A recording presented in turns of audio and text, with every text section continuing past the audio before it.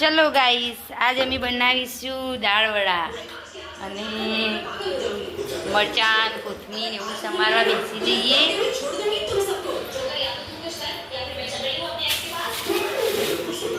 અમારો જેન્સી બોન હે ને વાસણ ધોવા બેઠ્યો છું. જેન્સી બોન કંટાળીને આવ્યો તે વાસણ ધોવો છે.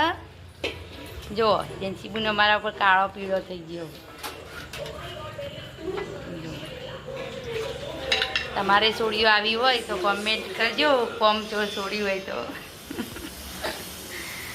જેન્સી બોન કંટાળીને આવ્યો તે મારા ઉપર કાયો થઈ ગયો. વાસણ ઘસવા બેહારે એટલે. ચલો અમે બનાવીશું દાળ વડા.